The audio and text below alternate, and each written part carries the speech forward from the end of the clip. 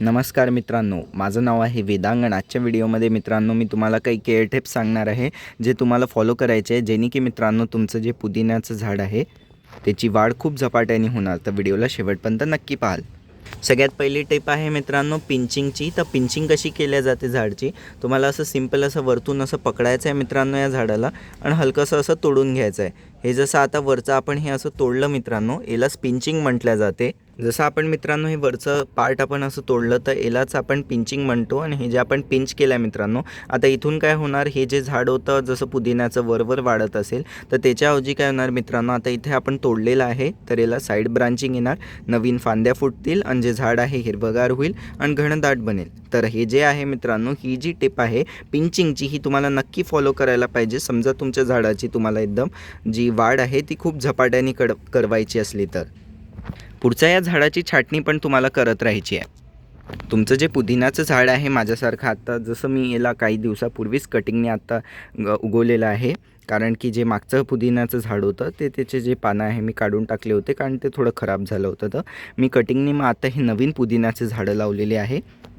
तर हे लहानसं झाड आहे, पण समजा तुमचं थोडं मोठं असलं पुदिन्याचं झाड, अजून एवढं पूर्ण गोल याच्यात चांगलेलं त्याची वाढ झालेली असली मित्रांनो, तर मग तुम्हाला त्याची कटिंग करायला पाहिजे। समजा माझ्या एवढं लहानसंच असलं तर याची कटिंग करायची तुम्हाला गरज नाही आहे। तर कटिंग कशी काय केल्या जाते, अशी 3-4 पानावाली जी फांदी असते मित्रांनो ती पकडायची तुम्हाला आणि तिकडनं कट करायचं आहे। जसं व्हिडिओमध्ये मी तुम्हाला आता दाखवत आहे, असं घेतलं तुम्ही आणि इकडनं याला कट करून घेतलं तर हे 4-5 पानं असे आले पाहिजे आणि तिकडनं तुम्हाला कट करायचं आहे। हे सगळ्या ब्रांचेसवर तुम्हाला करायचं आहे।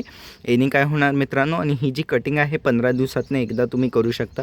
आणि समजा जसं मित्रांनो आपल्याला किचनमध्ये पुदिन्याचा वापर करायचा असला तर आपण पुदिना तोडतोच, तर त्याच्यासाठी जसं मी सांगितलं तुम्हाला तशीच प्रकारे तुम्हाला कटिंग करायला पाहिजे कात्रीनी वगैरे पण, जेणे की मित्रांनो तुम्ही किचनमध्ये पण त्याला वापरू शकाल। अजून जी टेक्निक आहे कटिंगची ती पण या झाडात होईल, जेणे की झाडाची वाढ खूप चांगली होईल। तर ही टेक्निक नक्की वापरायची आहे। पुढचं आहे पुदिन्याच्या झाडाला खतं कोणते टाकायचे असतात, तसे मित्रांनो रासायनिक खतं टाकायची अजिबात गरज नाही आहे। जसं मित्रांनो पूर्ण ऑर्गॅनिक समजा पुदिना आपण उगवला तर त्याचा जो सुगंध असतो मित्रांनो खूप चांगला येतो, फ्रेग्रन्स खूप चांगली असते। तर तुम्हाला ट्राय करायचं आहे मित्रांनो दरवेळेस की ऑर्गॅनिकच खतांचा वापर नक्की करायचा आहे। इनऑर्गॅनिक खतं अजिबात टाकायची नसतात या झाडाला। ऑर्गॅनिक खतांचा जसं वापर करण्याने मी तुम्हाला सांगितलं की जे याचा सुगंध आहे मित्रांनो खूप चांगला येतो, तर तेच तुम्हाला करायला पाहिजे। तर ऑर्गॅनिकमध्ये खूप सारे फर्टिलायझर्स असतात, ते तुम्हाला जसं झाईम, ॲप्सम सॉल्ट वगैरे असते। ॲप्सम सॉल्ट केव्हा वापरायची, जेव्हा झाडाचे जे पानं आहे ते हिरवेगार नाही आहे, तर त्याच्यासाठी तुम्हाला चांगली फवारणी करायची आहे।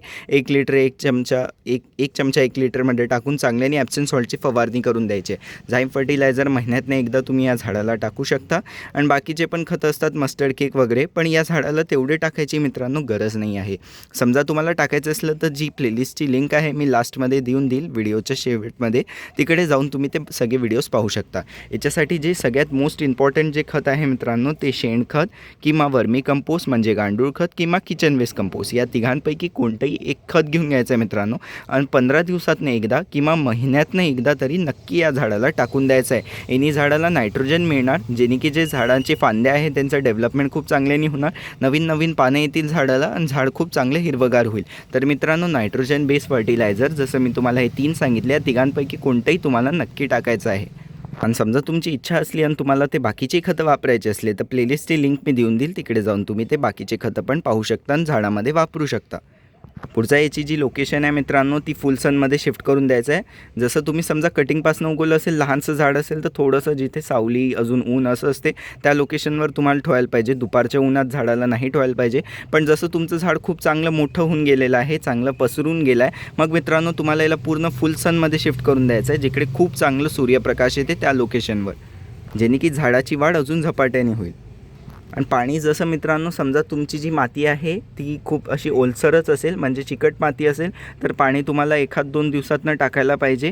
पण समजा मित्रांनो तुम्ही थोडीशी रेती मिक्स केली असेल, जसे माझी माती पाहू शकता त्याच्यात रेती मिक्स केली आहे, तर मग मित्रांनो तुम्हाला जे झाडाला रोजच्या रोज पाणी द्यायचं आहे याच्या झाडाची चांगल्या वाढसाठी। तर अशा प्रकारे मित्रांनो हे जे मी केअर टिप्स सांगितले हे नक्की फॉलो करा. हे सिंपल केअर टिप्स आहे. पुदिन्याच्या झाडांमध्ये फॉलो कराल तर तुमचं जे पुदिन्याचं झाड आहे त्याची वाढ खूप चांगली होईल. तर कसा वाटला व्हिडिओ आवडला असल्यास व्हिडिओला लाईक करा, शेअर करा, माझ्या चॅनलला सबस्क्राईब करून बेल आयकॉन नक्की दाबून द्या.